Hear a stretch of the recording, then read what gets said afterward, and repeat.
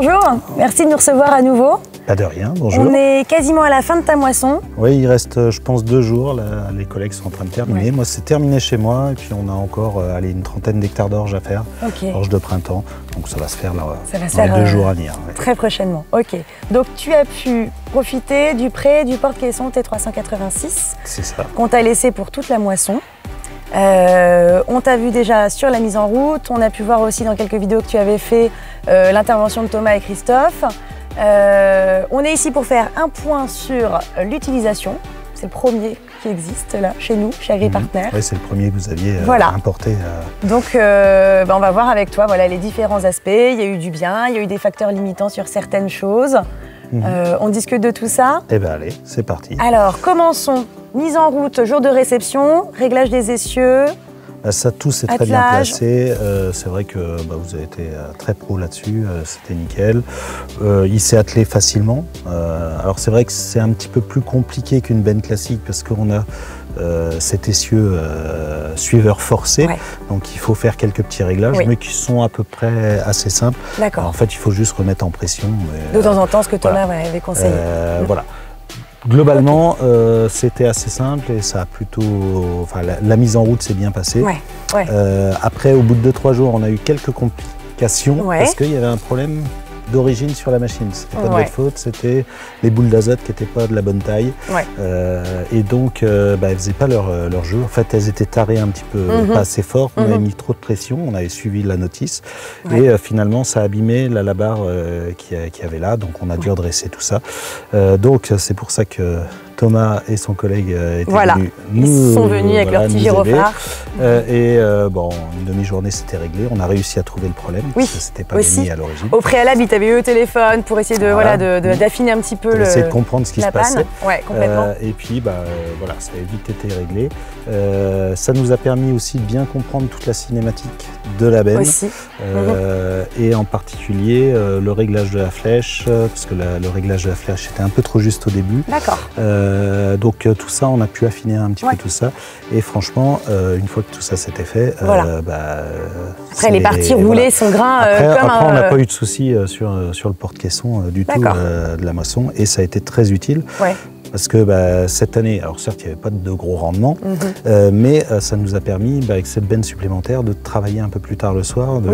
Et d'ailleurs, même ce porte-caisson, il fait quand même son poids. Donc quand on est dans les colzas, on finissait des soirs à 2 h du matin en se disant mince, on aurait voulu qu'il se remplisse un peu plus vite. À cette heure-là. Mais c'était bien pratique parce que c'est ce qui fait que cette moisson s'est bien passée, a été plutôt efficace. Donc voilà. Donc il va falloir qu'on ait la réflexion sur la CUMA. Qu'est-ce qu'on fait on se rend compte que par rapport à nous, notre groupe, on stocke très peu. Vous avez quoi comme capacité de benne là, sur la CUMA actuellement? Là, on a 2 18 tonnes.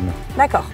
Donc là, on avait les 2 18 tonnes. Avec 2 moissonneuses qui travaillent? Alors non, chaque moissonneuse a 2 18 tonnes. Et donc nous, on avait 2 18 tonnes, plus le caisson. Donc là, on avait une capacité quand même assez importante. Bien sûr. Ça veut dire que le midi et le soir, il n'y avait pas besoin de courir.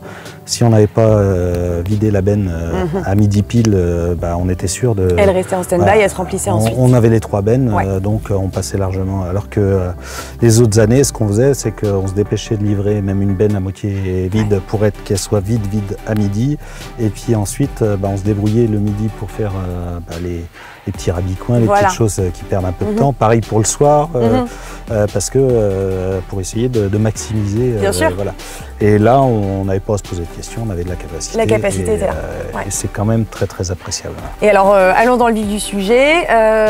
Au niveau conduite, au niveau manœuvre, suivi de route, stabilité, est-ce que tu peux nous donner un retour global, on va dire? Au niveau, vraiment, la benne, elle suit le tracteur, ça c'est vraiment très très agréable. Elle est bien équilibrée. On a compris, juste à partir du moment où on a fait le bon réglage au niveau de la flèche, donc réussir à basculer le bon poids sur le tracteur, là elle est vraiment top parce que là le 720 il l'emmène bien. On se sent vraiment en sécurité, on sent pas la benne qui emmène le tracteur ou inversement. Faut pas que ce soit dangereux. Elle saute pas, elle est stable sur la route, donc ça c'est vraiment très très appréciable. Donc globalement ça va, le seul hic c'est au niveau des virages à 90 degrés, elle tourne pas assez. Elle tourne pas assez. On a un angle de braquage qui n'est pas suffisant peut-être pour des petites routes comme ça, comme par chez On est trop vite dans la flèche, enfin dans les protections de flèche, pas dans la flèche. Et on voit de toute façon qu'il y a eu du frottement. Ça a frotté. C'est sûr qu'inévitablement, on y est trop vite. C'est vrai que quand on fait les manœuvres dans la coopérative, c'est un peu plus chaud. Quand il faut rentrer vraiment en épingle dans une parcelle ou qu'on doit... elle suit bien, mais le rayon de braquage trop faible. C'est ça, en fait, c'est ça. Donc tu as un gabarit qui est handicapant parce que très gros, et c'est vrai que si tu es en plus limité par l'angle de la flèche. Franchement, c'est pas... Alors compliqué ou pas à manœuvrer, au vu parce que ça fait un énorme monstre. Voilà, elle est impressionnante, elle est grosse, on se dit mince, ça va être chaud sur la route, tout ça, et en fait non, elle va vraiment bien sur la route. D'accord. Elle se conduit bien, ça passe bien derrière le tracteur. Un adhérent qui n'était pas en sécurité ou qui s'est senti... Par exemple, on a la Lebouche, la benne jaune. Elle a des pneus qui sont un petit peu larges, entre guillemets. À chaque fois, on frotte les trottoirs avec celle-là. De toute façon, elle a des traces sur les pneus. Là, il n'y a pas de traces sur les pneus. Il y a pas aussi peut-être un tout petit peu là. Il y a très peu de bandes. Donc, tu es dans le gabarit de toute façon de ton châssis. Donc ça veut dire qu'elle suit bien, elle est dans le gabarit du tracteur. Et puis c'est vrai qu'avec les cieux suiveurs forcés, on ne va pas toucher un trottoir, tout ça, alors que la Lebouche, à chaque fois... Tu nous avais donné à la mise en route, même d'autres adhérents disaient que c'était un peu perturbant au début de ne pas avoir à prendre trop à l'extérieur de son virage parce que le suivi en fait était beaucoup plus aisé normalement. C'est vrai qu'avec une benne classique, on va aller chercher loin et puis on va braquer fort la benne. Et là, il faut quasiment couper le virage parce qu'en fait la benne va plus suivre le tracteur, donc il faut couper un peu plus. Donc c'est vrai que ça change un petit peu. C'est ça.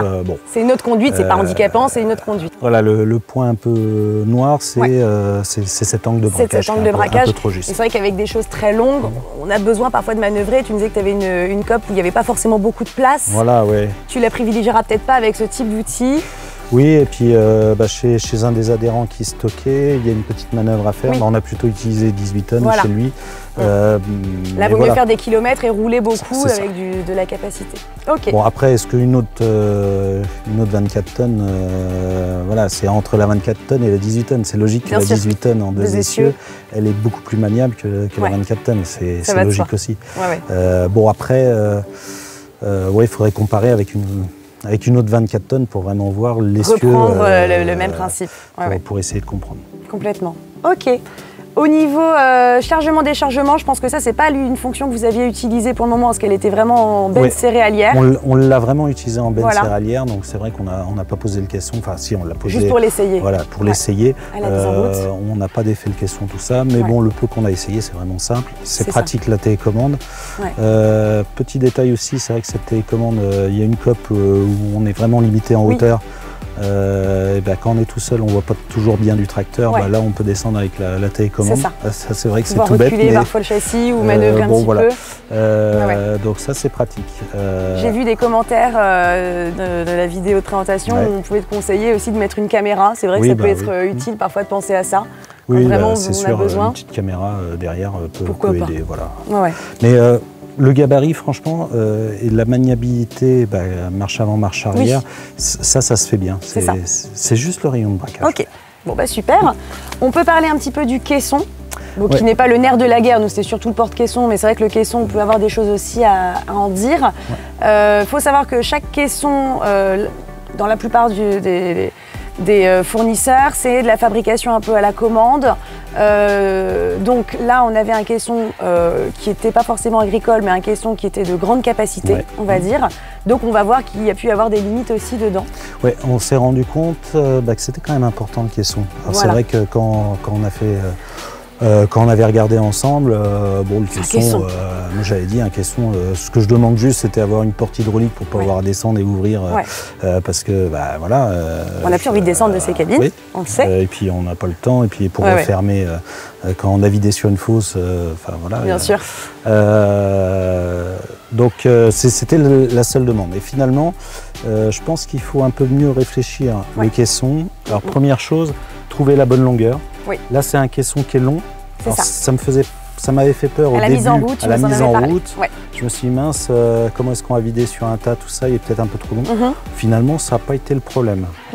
Vider sur les tas, c'était pas un problème, même avec la porte basculante. Oui. Finalement, elle passe au-dessus du tas, elle racle pas trop. Franchement, c'était pas un souci. Les soucis qu'on a eus, c'est deux choses. C'est pour vider sur la fosse. Tiens, on va aller regarder, l'arrière du caisson.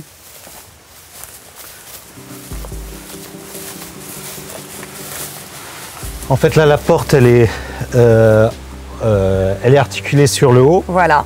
Et donc là, quand on veut vider directement sur la fosse, on déverrouille les deux petits crochets. Et tout le poids, là, il y a peut-être 3 ou 4 tonnes, vont sortir ici. Donc ça pousse la porte et ça sort d'un grand coup. Et franchement, sur la fosse, le problème, c'est qu'on en a 3 mètres derrière. Et vu les capacités, ça l'emmène loin. Ce qu'on faisait, c'est qu'on ouvrait la trappe à l'arrière pour vider l'arrière avant d'ouvrir. Parce que sinon, le poids ne se décharge pas d'un coup et en fout partout. Sinon, le chef de silo, il avait une demi-heure ou 3/4 d'heure de balayage à faire. Il nous aurait pas trop aimé. Donc voilà, donc la porte, c'est vrai que le déchargement, c'est pas une porte céréalière en fait. Voilà. C'est un caisson. C'était pas un caisson céréalier à proprement parler, c'est du grand volume. C'est du caisson plus pour du tout venant, pour ce qu'ils utilisent en déchetterie. Alors déjà, c'est bien d'avoir la porte hydraulique. Oui. L'autre petit souci, on le voit là, c'est que y a du jour. Il n'y a pas ce joint d'étanchéité qu'on trouve vous voyez, sur toutes les bennes. là pour le colza, on a dû mettre des petits papiers, des petits trucs parce que on avait de la perte ici. Voilà, c'est un caisson qui n'est pas spécialement fait agricole. Voilà. Donc à réfléchir, il faut retrouver une manière de retrouver le même système de porte monobloc peut-être qu'on retrouve sur une benne. Oui, et puis avec des vérins quand même qui viennent plaquer bien la porte. Parce le côté crochet de verrouillage, je pense qu'il est intéressant sur ces capacités-là pour venir en plus juste de la refermeture. Mais il faut qu'on ait quand même un vérin qui compresse. Voilà. Parce que ce qui se passait, c'est qu'il y avait toujours 1 ou 2 grains de blé qui se mettaient entre et qui faisait que tout le reste après ça laisse passer. Voilà. Ouais, complètement. Donc voilà, le caisson a... C'est important de le dire, je pense que c'est le genre de choses qu'on va pas forcément bien regarder peut-être à l'achat parce que c'est surtout le porte-caisson de l'air de la guerre. Ça. Mais il va falloir dire aux gens aussi, voilà, prêtez attention quand même à quel caisson il vous faut. Ne pas acheter n'importe quel caisson parce que le prix est intéressant, voir quand même à l'utilisation. On a remarqué que voilà, toi, ça pouvait être parfois un petit peu plus contraignant. Oui, je pense que les quelques options qu'on pourrait mettre par rapport au prix de la benne, ça va changer quand même l'utilisation. Après, vraiment, il roule super bien, même là il est homologué 40, c'est vrai qu'il suit très bien le tracteur, alors peut-être pas à charge, voilà. Là l'ensemble sur la bascule à vide, il fait 19 tonnes, 19 tonnes 400 je crois. D'accord. Donc en gros, si je veux suivre le PTAC du tracteur qui est de 40 tonnes, je peux mettre un peu plus de 20 tonnes. Voilà. Alors les premières bennes, on a chargé un peu le caisson, on a dépassé largement, on est arrivé à 45 tonnes. Donc après on se fait fâcher au pont, donc on évite. Voilà, parce que le caisson est plutôt important. Donc, sur la route, la benne, elle l'emmène. Par contre, même le tracteur, j'ai pas senti la différence entre du 40 tonnes et du 45 tonnes. Franchement, elle suit bien, elle est bien équilibrée et ça c'est vraiment appréciable. C'est plutôt intéressant. Et puis c'est vrai qu'avec l'attelage en K80, ça. C'est quasiment obligatoire, très préconisé, on va dire. Non, il le faut et ça suit vraiment bien le tracteur. C'est ça. Et de toute manière, avec la partie flèche suiveur, il faut absolument la K80 avec, mettre la chape du K50 la chape ensuite. qui va avec. Parce que sinon, si c'est bricolé, ça marche pas. C'est plus embêtant. Ok.